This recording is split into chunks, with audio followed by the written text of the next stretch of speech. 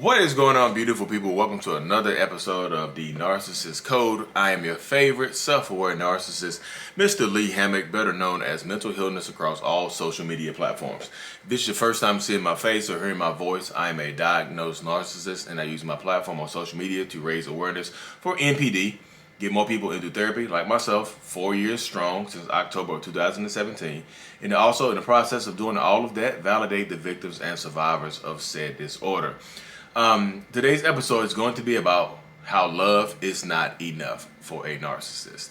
I know, so y'all know that nothing that you do for a narcissist will ever be enough. For a real narcissistic person, nothing you do will ever be enough. That's just point blank, period, end of story. That's it. That's it right there. That's just it right there, y'all. I know a lot of people are there's going to be a lot of points of contention here, and people are going to get mad and upset or whatever, because that's one of the main questions that I get, across all my social media platforms is that, why would they treat somebody so badly that loves them, that only wants to love them? Why is love not enough for them? Like, why do you set out to destroy somebody that only loves and cares about you and things like that? Because it's not enough. It might be. I'm not saying it's enough for every single person that's dealing with a narcissist, but it's not enough for the narcissist. It might be enough for you, might be enough for somebody else, one of your friends or whatnot, but it's not going to be enough for that narcissistic person. Why would it be? Because I think when people think about narcissists, you think about just somebody with a normal functioning, just every normal functioning brain, a neuro.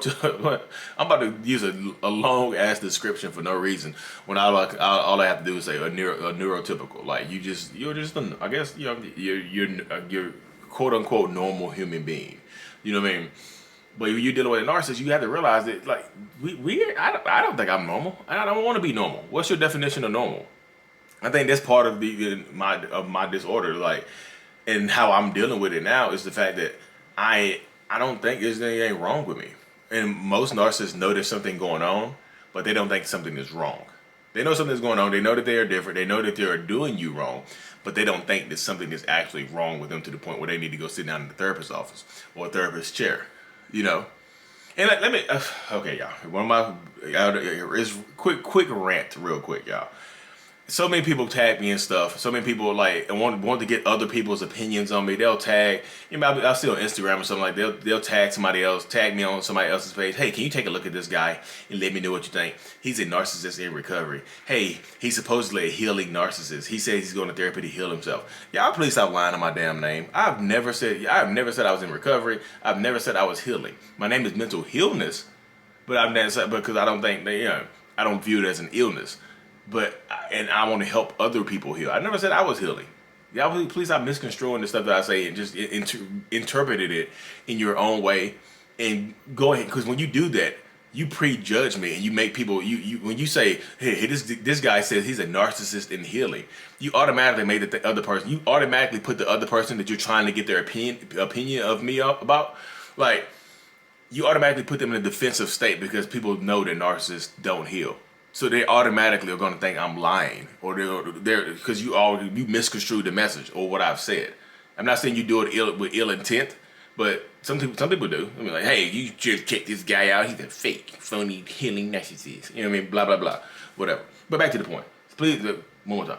Don't misconstrue my message. I'm not healing. I'm only in therapy. That's all I've ever said. Hey, I'm only people in therapy so they can work through their issues and learn how to deal with it and live better lives. That's all I ever said. I have 4,000 videos online right now, y'all, over the last year and a half. It's not in there. You won't find it. Go through. Somebody go through and do that. I know people out there that do that type of stuff. But back to the point at hand. And y'all, on Sundays, I'm gonna stop doing one-on-ones on Sundays and just start doing a long segment. Where it's just gonna be like, I'm just gonna go on my rants about what I think about. Y'all sitting there questioning that you want me to rant about and go into detail. I'll just do a long ass video about that. And I'll just focus on that one video on Sundays. I won't post anything else. Just one long ass video.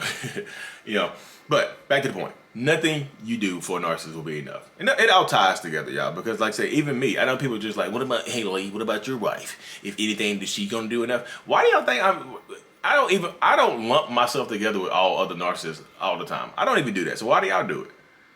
You think because everybody thinks narcissists fit under this one single solitary leaky ass umbrella? We don't, y'all. Everybody's going to be different. Even the other self-aware narcissists that I know, Cluster B Milkshake, Raw Motivations, Ben Taylor, you know, Sam Vaknin, HG Tudor, those folks, you know, those folks right there, Haven Lyons, all those folks right there, everybody's going to be different. Everybody's going to come from different perspectives and things like that. Everybody has different backgrounds and things, you know.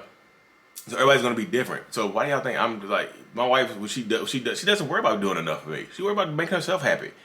That's good. I'm worried about making her happy because I know like happiness escapes me.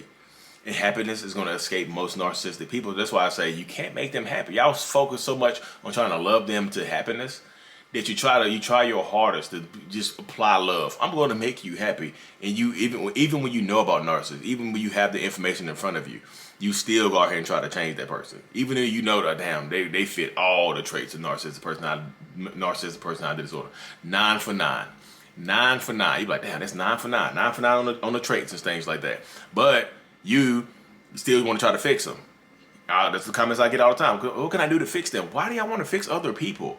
Because when you fix other people, you take pieces from yourself. When you give them more than you give yourself, you lose yourself. How does that not make sense?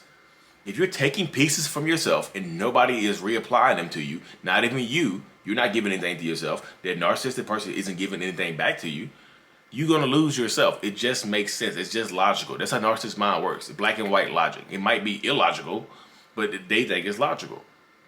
So that's why I say nothing you do will ever be enough. The goalpost is always moving. The finish line is always getting extended. You know, you think about the cross the finish line, you close your eyes and you duck. You know how you do the Olympic sprinters? When they get to the finish line, they like kind of duck when they cross the finish line. You get ready. You see the finish line, you come up on it, and you duck, and you open your eyes, and it's like 100 meters away from you again. Because the finish line is always moving. That's why you say you might make a narcissist happy in the moment.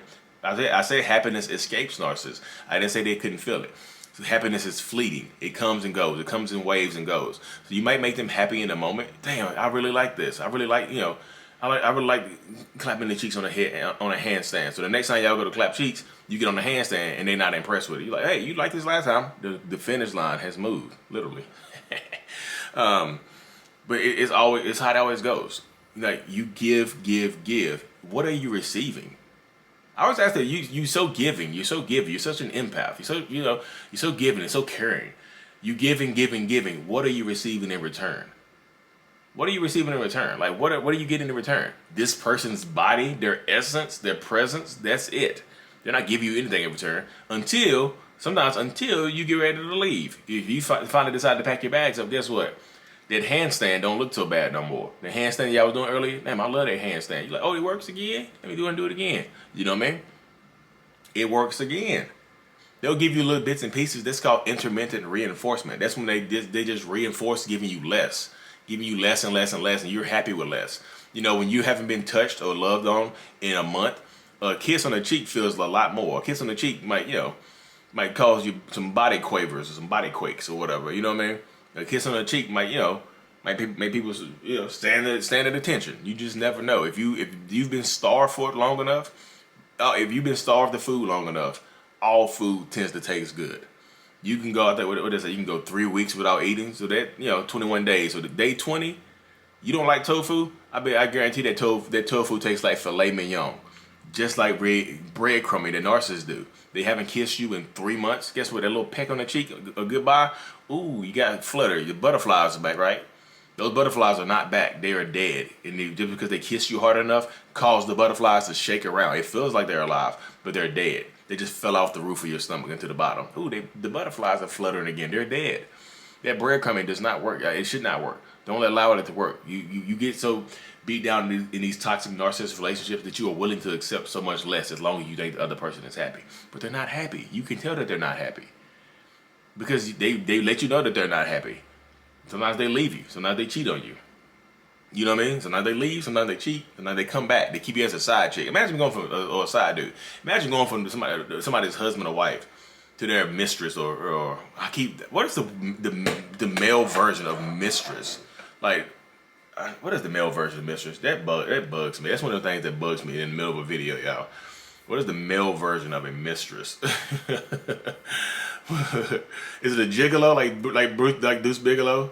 Male version. I'm sorry, I'm doing work. A mistress. Male version of mistress is called Paramore. Yay! Paramore is sometimes used, but this term can apply to a partner. Oh, this sucks. Mistress. No. So a paramour or whatever. You know what I mean? Imagine going from the husband and wife to a mistress or a paramour. That would suck. That would suck. Like, always ask yourself, what are you getting in return? Write it down. Write down. Like I said, I did a cost-benefit analysis before. Write this stuff down. What are you getting in return for all this stuff that you're giving to them? Like, literally, what are you getting in return? What is your return on investment?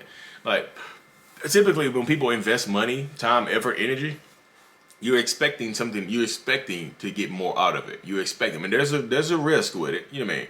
There's a risk with it. There's a risk that comes with investing. Sometimes you invest a lot, you might lose your investment. But if you're smart, you pull out, you start over again. You can regroup. But some people, they just keep their money in their stock, and you end up owing. You're like, damn, how did I go from up 10,000 to owing 4,000? Damn. But you still in there. I'm like, hey, it's not a loss till you pull out. And then guess what? When you get ready, when you finally decide to go ahead and leave that person, they'll call you a quitter. And somebody said mistress is gigolo. Yeah, male mistress is gigolo. So I was right on that. But they'll call you a quitter. Imagine working hard as hell on a relationship, forgiving them for the atrocious things that they do, working hard, giving them everything they want and need, only to be called a quitter in the end. They'll call you a quitter in the end. Like, you giving up on us. You're not gonna work for us. You're not gonna fight for us. Who are you fighting against? Y'all heard me say this before. If you're an OG here, if you've been following me for a while, you heard me say this before. When somebody asks you a question, asks you themselves, "Oh, well, you're not gonna fight for us?" Ask them, how do I fight for you? Do I actually have to fight you? Who am I fighting?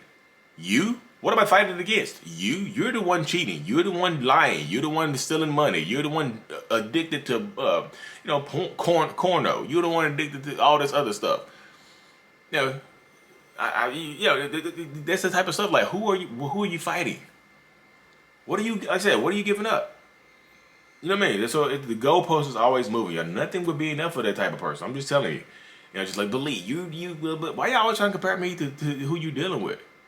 This is gonna sound narcissistic, but I'm not them. Y'all just like, believe you made it work. But yeah, me. Ask your person. This is how you can tell, y'all. Go ask your person right now if you feel comfortable. So first of all, if you don't feel like you can ask that person this question anyway, that's a huge red flag. You know, if you don't feel like you can go up to your person and ask them something like that, that's a red flag in and of itself. If you're on my podcast, I'm waving a red flag. I'm a little red flag. I'm flapping it right now. If you feel like you can't go ask that person a simple question, that's a red flag that you don't have a voice in your relationship, or you're scared to voice your opinion because you know there's gonna be some pushback on it. So go ask them this question if you can. Hey, honey bunny. Hey, honey bunny runny. Hey, over the next 15 years, could you do a lot of personal development on yourself, including going to therapy for the rest of your life, just to make me happy and work on yourself? No. Okay. The rest of their lives. You can't even get them to talk to you. How the hell you think they're gonna go to therapy? That's what I'm saying, y'all. I'm not saying I'm better than them. I'm just saying I'm putting in a different level of different work. There's very few of us out here putting this work in. Shout out Ben Taylor. Shout out Cluster B Milkshake. But anyways, y'all, I really truly appreciate every single one of y'all. I'm super thankful for y'all. I really, really am. Like and subscribe for more. Turn on those notifications. I'm going live here more often. I promise. Mental Illness is out. Peace.